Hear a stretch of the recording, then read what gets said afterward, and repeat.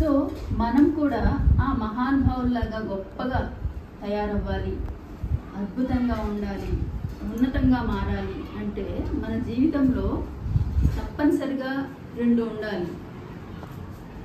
ఒకటి ధ్యానం, రెండు శాకాహారం. ఈ రెండు తప్పనిసరిగా ఉండాలన్నమాట. అందరూ ఏమనుకుంటారు, డబ్బులు ఉండాలేమో, పేరు ఉండాలేమో, లేకపోతే మనకి పెద్ద పెద్ద రాజకీయ నాయకులు తెలియాలేమో, లేకపోతే మనం సిటీస్లో ఉండాలేమో, పట్టణాలు గొప్ప గొప్ప వాళ్ళకి అట్లా అవుతుందేమో, ఇట్లా అందరి తాలూకా ఆలోచనలు, నమ్మకాలు ఇలా ఉంటాయి. పల్లెటూరులో ఉంటే మనం ఏమి సాధించలేమేమో, లేకపోతే మనకు పెద్ద పెద్ద రాజకీయ నాయకులు ఇటువంటి వాళ్ళు తెలియకపోతే మనం ఏం సాధించలేమేమో అని మనం భ్రమల్లో ఉంటాం. సో అదంతా కాదు. ఉన్నతంగా ఎదిగిన వారంతా కూడా, ఒక ప్రైమ్ మినిస్టర్ అయినప్పటికి కూడా, వాళ్ళందరూ కూడా ఒకానొకప్పుడు వాళ్ళు చిన్న చిన్న పల్లెటూరు నుంచి వచ్చిన వాళ్ళే, పేదవారుగా ఉన్నవారే. కానీ వారి యొక్క సాధన, ఎదగాలి అన్న వారి యొక్క పట్టుదల, ఇవే వారిని ఉన్నతంగా ఉంచాయి. కాబట్టి మనం కూడా ఉన్నతంగా ఎదగాలి అంటే ఆ భ్రమలు పోవాలి, ఆ పాత నమ్మకాలు పోవాలి. మనము అలా మనకి డబ్బు ఉంటేనే అవుతామేమో, లేకపోతే పెద్దవాళ్ళు పెద్ద గొప్పవాళ్ళు మనకు తెలిస్తేనే మనం అవుతామేమో అన్న భ్రమల నుంచి బయటపడి మనము వ్యక్తిగతంగా సాధన చేయాలి అని తెలుసుకోవాలి. ప్రతి ఒక్కరు కూడా ధ్యానం చేయాలి, ప్రతి ఒక్కరు కూడా శాకాహారం తినాలి. ఈ రెండు కానీ మన జీవితంలో ఉంటే మనం చాలా ఉన్నతంగా ఎదుగుతాం, మనం ఆరోగ్యంగా ఉంటాం, మనం ఆనందంగా ఉంటాం, మన జీవితంలో గొప్ప ఉద్యోగాలు, గొప్ప విజయాలు వస్తాయి. అలాగే మనం కోరుకున్నవన్నీ జరుగుతాయి. మనం చాలా శక్తివంతంగా తయారవుతాం. అప్పుడు మనము ఈ ఊర్లో ఏవో కరోనా వచ్చిందంట, లేకపోతే ఇంకేదో వచ్చిందంట, పెద్ద ప్రమాదం వచ్చిందంట, అది వచ్చిందంట, ఇది వచ్చిందంట అని భయం పడం. భయం ఎందుకు వస్తుంది అంటే మనం ఇతర జీవులను భయపెట్టాం. కోళ్లను, మేకలను, చేపలను వీటన్నింటిని భయపెట్టి తినేస్తూ ఉన్నాం. కాబట్టి మనకు మళ్ళీ మన జీవితంలో భయం అనేది వస్తుంది. ఎప్పుడైతే మనము ఇతర జీవుల్ని చంపకుండా చక్కగా కూరగాయలు, ఆకుకూరలు, పళ్ళు ఇలాంటివన్నీ తింటూ ఉంటే మన జీవితంలో భయము అటువంటివన్నీ రావు. మా జీవితంలో మేము గత 14 ఏళ్ల నుంచి నో డాక్టర్ నో ట్యాబ్లెట్, అంటే మేము కానీ మా పిల్లలు కానీ ఏ మందులు వేసుకోవటం లేదు, ఏ డాక్టర్ దగ్గరికి వెళ్ళటం లేదు. దానికి కారణం ఏంటి అంటే మేము ఏ జీవులను హింసించట్లేదు, ఏ కోళ్లను, మేకలను చంపట్లేదు. మేము ప్రకృతి నుంచి వచ్చే కాయగూరలు, ఆకుకూరలు, పళ్ళు ఇలాంటివి మాత్రమే తింటున్నాము, మరి ధ్యానం చేస్తున్నాము. కాబట్టే మాకు ఆ భాగ్యం కలిగింది. కాబట్టి మాది ధ్యాన కుటుంబం, శాకాహార కుటుంబం, మరి ఆరోగ్య కుటుంబం, ఆనంద కుటుంబం, అలాగే సకల సమృద్ధి గల కుటుంబం. అలాగే మీ కుటుంబాలు కూడా అలాగే తయారవ్వాలి. ప్రతి కుటుంబం కూడా ధ్యాన కుటుంబంగా మారాలి, ప్రతి కుటుంబం కూడా శాకాహార కుటుంబంగా మారాలి. ప్రతి కుటుంబం కూడా ఆనంద కుటుంబంగా మారాలి. ప్రతి కుటుంబం కూడా సమృద్ధి గల కుటుంబం కావాలి. సకల సంపదలు గల కుటుంబం కావాలి. విజయాలు పొందే కుటుంబం కావాలి. అద్భుతంగా ఉద్యోగాలు, పెళ్ళిళ్ళు, పిల్లలు ఇలా కళకళలాడే చక్కని కుటుంబాలు కావాలి. దానికి మార్గం కష్టమైనదేమీ కాదు. ఎంతో సులువైన ధ్యాన మార్గం, ఎంతో సులువైన శాకాహార మార్గం. 2 100 లేవు మీకు, 100 రూల్స్ లేవు, 100 కష్టాలు లేవు. కష్టమైన మార్గం అనేది కూడా లేదు. ఎంతో సులువైన, ఆనందకరమైన, ప్రశాంతమైన, అద్భుతమైన, సహజమైన మార్గమే ధ్యానం. హాయిగా కూర్చోవడమే. ఎంత చక్కగా హాయిగా ప్రశాంతంగా కూర్చుంటామో అంత చక్కగా మనము ఈ విశ్వమంతా నిండి ఉన్న దైవత్వాన్ని మన లోపలికి స్వీకరిస్తాము. దైవత్వాన్ని మనము ఏ పేరుతో అయినా పిలుచుకోవచ్చు. దాన్ని కాస్మిక్ ఎనర్జీ అనొచ్చు, బ్రహ్మ పదార్థం అనొచ్చు, దివ్య శక్తి అనొచ్చు, విశ్వశక్తి అనొచ్చు. దాన్ని ఏమైనా పేరు పెట్టి పిలుచుకోవచ్చు. అది మన లోపలికి అంతులేనంతగా ప్రవహిస్తుంది. ఈ అద్భుతమైన శక్తి ఎక్కడ ఉంటుంది? ఇది ఎంత ఉంటుంది? ఇది ఏ రకంగా వస్తుంది మన లోపలికి? ఎప్పుడు వస్తుంది ఇది అంటే, ఈ అద్భుతమైన ఈ బ్రహ్మ పదార్థం, ఈ దైవ శక్తి, ఈ దివ్య శక్తి, ఈ కాస్మిక్ ఎనర్జీ ఇందుగలదు అందులేదని సందేహంబు వలదు, ఎందెందు వెతికినా అందందగలదు.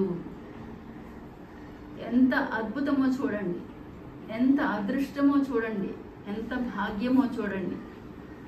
ఇంత గొప్ప శక్తి అంతటా ఉంటుంది. ఇక్కడ అక్కడ అని లేదు. ఇందుగలదు అందులేదని సందేహంబు వలదు, ఎందెందు వెతికిన అందందగలదు. ఎంత భాగ్యం మనది! అంత అంతులేనంత శక్తి అంతటా అణువణువున వ్యాపించి ఉంది. మరి దాన్ని మనము ఎప్పుడు తీసుకోవచ్చు అంటే 24 గంటల్లో ఎప్పుడైనా, ఎనీ టైం. మరి అది ఎక్కడ దొరుకుతుంది అంటే, ఎక్కడైనా అణువణువున ఉంది కాబట్టి అది ఎక్కడైనా దొరుకుతుంది. ఎంత తీసుకోవచ్చు? ఏమన్నా లిమిట్ ఉందా మనకి? దీనికి ఏమైనా రేషన్ ఉందా? ఈ నెలకి ఇంతే తీసుకోవాలి, లేకపోతే రోజుకి ఇంతే తీసుకోవాలి, గంటకి ఇంతే తీసుకోవాలని ఉందా? లేదు. ఇది అన్లిమిటెడ్, ఇది అనంతం. చేసుకున్న వారికి చేసుకున్నంత, తీసుకున్న వారికి తీసుకున్నంత, ఎంతైనా తీసుకోవచ్చు, ఎంతైనా స్వీకరించవచ్చు. అంత గొప్ప అద్భుతమైన శక్తి, అంత భాగ్యం మనకి. మనకి ఎటువంటి నియమాలు, రూల్స్ లేవు.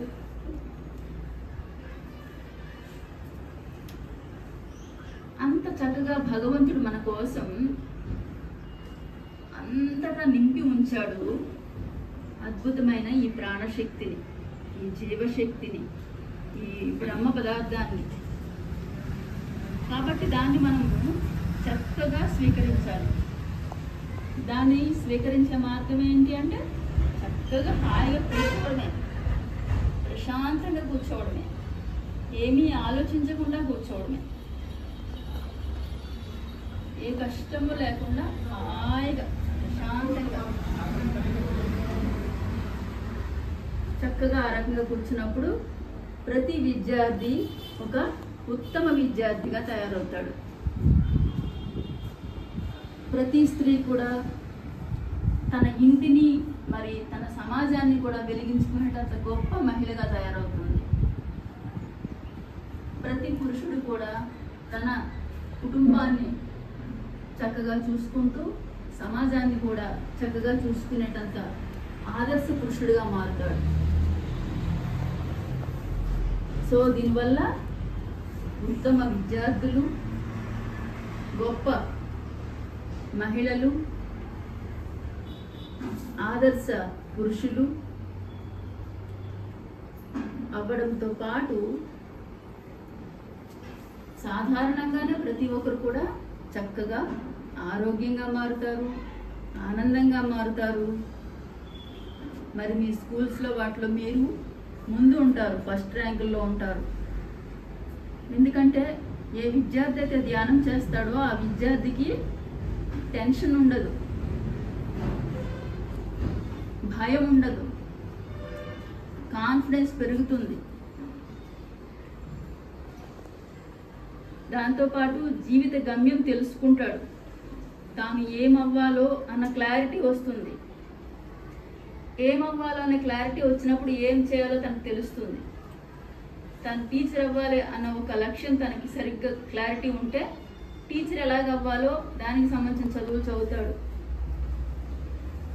తనకంటూ ఒక గమ్యం లేకుండా ఏదో ఒకటి అవుతాను, ఏదో ఒక జాబ్ వస్తుంది, వస్తే లేకపోతే లేదు అని ఒక సరైన ఆలోచన, సరైన క్లారిటీ లేనప్పుడు ఆ విద్యార్థి ఎటు వెళ్తాడో, తన జీవిత గమ్యం లేని తన జీవితం ఎటుపక్క వెళ్తుందో చెప్పలేం. కానీ ధ్యానం చేసే విద్యార్థి, చక్కగా శాకాహారం తినే విద్యార్థి తన జీవిత లక్ష్యాన్ని సవ్యంగా సరిగ్గా ఎన్నుకుంటాడు, నిర్ణయించుకుంటాడు. కాబట్టి దానికి తగిన చదువులు చదువుతాడు, దానికి తగిన కాలేజీల్లో జాయిన్ అవుతాడు, దానికి కావాల్సిన చక్కగా ఎటువంటి పుస్తకాలు కావాలో నిర్ణయించుకుంటాడు. ఆ రకంగా తాను ఉన్నతంగా మారుతాడు, తాను అనుకున్న దాన్ని సాధిస్తాడు. అలా విజయవంతమైన విద్యార్థిగా మారుతాడు. సో ఎప్పుడైతే విజయవంతమయ్యాడో ఆ విద్యార్థి ఒక గొప్ప పౌరుడిగా నిలుస్తాడు, తాను ఆదర్శవంతం అవుతాడు అందరికీ. మనం కొంతమంది పేర్లు ఎందుకు చెప్పుకుంటాం? వాళ్ళే విజయాలు సాధించి అందరికీ ఆదర్శవంతంగా మారారు కాబట్టి మనం ఆ కొంతమందిని ఎప్పుడు చెప్పుకుంటూ ఉంటాం. ఎంత చక్కగా ఒక ఏఆర్ రెహమాన్ చూడండి, ఒక సచిన్ టెండూల్కర్ చూడండి, ఒక వివేకానంద స్వామిని చూడండి, ఒక అబ్దుల్ కలాం చూడండి అని కొంతమందిని ఎందుకు చెప్పుకుంటాం అంటే వాళ్ళు ఉన్నతంగా ఎదిగారు. సో వాళ్ళు ఉన్నతంగా ఎదిగారు కాబట్టి ఆ ఉన్నతంగా ఎదిగిన వారి గురించే మనం చెప్పుకుంటూ ఉంటాం. సో ప్రతి ఒక్కరు కూడా చక్కగా ఉన్నతంగా ఎదగడానికి, ఆరోగ్యంగా ఉండడానికి, ఆనందంగా ఉండడానికి, సకల సంపదలతో ఉండడానికి ప్రతిరోజు ధ్యానం చేయాలి. ప్రతిరోజు కూడా పొద్దున్నే స్టూడెంట్స్ అందరూ కూడా ఒక 15 నిమిషాలు తప్పనిసరిగా ధ్యానం చేయాలి. మీకు పరీక్షలు ఉన్నప్పటికీ కూడా చేయాలి. ప్రతిరోజు 15 నిమిషాలు. ఆ 15 నిమిషాలు చేయడం కోసం మీరు కాస్త ముందు లేచైనా సరే చెయ్యాలి. అంతే తప్ప మాకు టైం అయిపోతుంది, స్కూల్కి వెళ్ళిపోవాలి కాబట్టి మాకు ధ్యానం కుదరదు, అవ్వదు, చెయ్యం మేము అని కాకుండా తప్పనిసరిగా ధ్యానం చేస్తే అప్పుడు మీకు స్కూల్లో టీచర్స్ చేత దెబ్బలు పడడం కానీ లేకపోతే తిట్లు పడడం కానీ జరగదు. మీరు ఉత్తమ విద్యార్థులు అవుతారు కాబట్టి. ధ్యానం లేకపోతే ఉత్తమ విద్యార్థులు కాదు. సో సో ఎప్పుడైతే ఉత్తమ విద్యార్థులు అవుతారో మీరు చక్కగా టీచర్స్ చేత కూడా గొప్పగా ప్రశంసలు అందుకుంటారు, అప్రిసియేషన్స్ అందుకుంటారు. అలాగే మళ్ళీ రాత్రి పడుకునే ముందు ఒక 15 నిమిషాలు ధ్యానం చేయాలి. సో విద్యార్థులందరూ కూడా ప్రతిరోజు ఒక హాఫ్ అన్ అవర్, అంటే మార్నింగ్ 15 మినిట్స్, నైట్ 15 మినిట్స్ తప్పనిసరిగా ధ్యానం చేయాలి. ఇప్పుడే కాదు, ఈరోజు రేపు 4 రోజులు అని కాదు, ఎప్పటికీ. మీరు ఈ భూమి మీద ఉన్నంత వరకు కూడా చేయాలి. అది ప్రతిరోజు కూడా మార్నింగ్ ఒక 15 నిమిషాలు, మళ్ళీ నైట్ ఒక 15 నిమిషాలు తప్పనిసరిగా చేయాలి. అలాగే పెద్దలు పొద్దున్న ఒక అరగంట సేపు 30 నిమిషాలు, అలాగే రాత్రి ఒక 30 నిమిషాల నుంచి ఒక గంట వరకు కూడా తప్పనిసరిగా ధ్యానం చేయాలి. సో ఎప్పుడైతే అలాగా ధ్యానం చేస్తారో పిల్లలైతే వాళ్ళ మెమరీ పవర్ పెరుగుతుంది, టెన్షన్స్ అన్నీ పోతాయి, కాన్ఫిడెన్స్ లెవెల్స్ పెరుగుతాయి. సో అలాగే టీచర్ చెప్పినవన్నీ కూడా చక్కగా గ్రాస్ప్ చేయగలుగుతారు, గ్రహించగలుగుతారు, అవగాహన శక్తి పెరుగుతుంది. గ్రాహక శక్తి పెరగడం అంటే టీచర్ చెప్పినవి అర్థం కావడం. చాలామందికి టీచర్ ఏం చెప్తుందో అర్థం కూడా కాదు, అట్లా చూస్తూ ఉంటారు, బోర్డు మీద రాస్తూ ఉంటారు, ఏదో రాసేసుకుంటూ ఉంటారు. సో అర్థం కావాలి అంటే కూడా మన తాలూకా బ్రెయిన్ సెల్స్ స్ట్రాంగ్గా ఉండాలి, మన మెమరీ అంతా కూడా చక్కగా ఉండాలి, మన మెదడు సరిగ్గా పనిచేయాలి, బ్రెయిన్ సరిగ్గా పనిచేయాలి.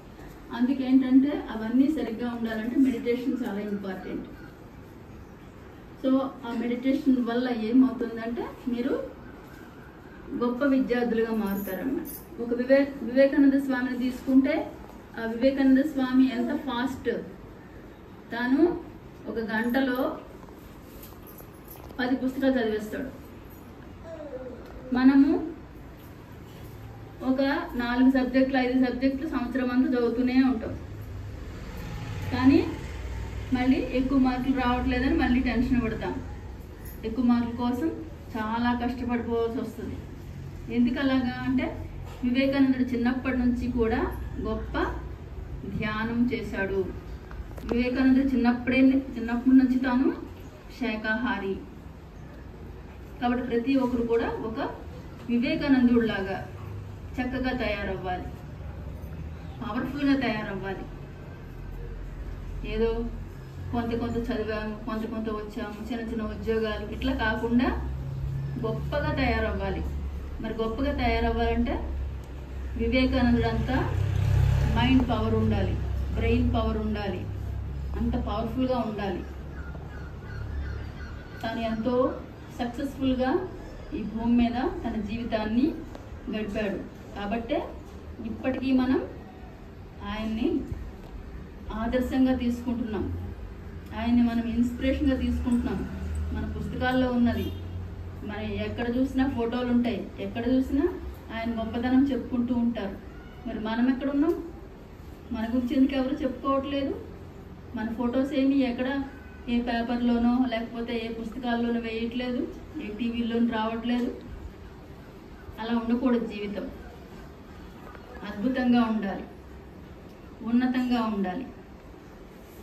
మనం అందరికీ ఆదర్శవంతంగా మారాలి. అప్పుడే మన గురించి కూడా, మనం ఈ భూమి మీద లేనప్పుడు కూడా మన గురించి అందరూ చెప్పుకుంటారు. అందరికీ మనం ఆదర్శవంతంగా మారుతాం. అప్పుడు ఉండేది ఆ పాప ఎంతో చక్కగా విజయాలు సాధించింది, ఎంతో చక్కగా ఉన్నత ఉద్యోగాలు చేసింది. మరి ఆ ఉన్నత ఉద్యోగాలతో పాటు సమాజానికి ఎంతో గొప్పగా సేవ చేసింది. మనిషి అంటే అలా ఉండాలి. ప్రతి ఒక్కరు కూడా ఆమెను చూసి నేర్చుకోవాలి అని మన గురించి మనం ఈ భూమి మీద నుంచి వెళ్ళిపోయాక చనిపోయాక కూడా మన గురించి అంత గొప్పగా చెప్పుకోవాలి, మనం అలా తయారవ్వాలి. సో అంత చక్కని అద్భుతమైన మార్గమే ఈ ధ్యానం. అంత ఉన్నత లక్ష్యాలను మనకి మన జీవితంలో ఇచ్చేది ధ్యానం. అలాగే ధ్యానంతో మన వంట అమృతం అవుతుంది, మన చదువులు విజయాలు సాధిస్తాయి, మన ఉద్యోగాలు ఉన్నతమైనవిగా ఉంటాయి, మన ఇల్లు సకల సంపదలతోనూ పరమశాంతితోనూ నిండి ఉంటుంది.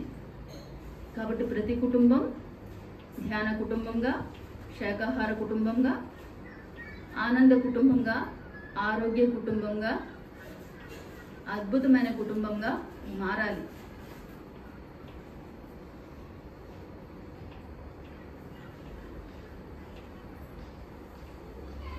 ఇప్పుడు ఈ ఇంట్లో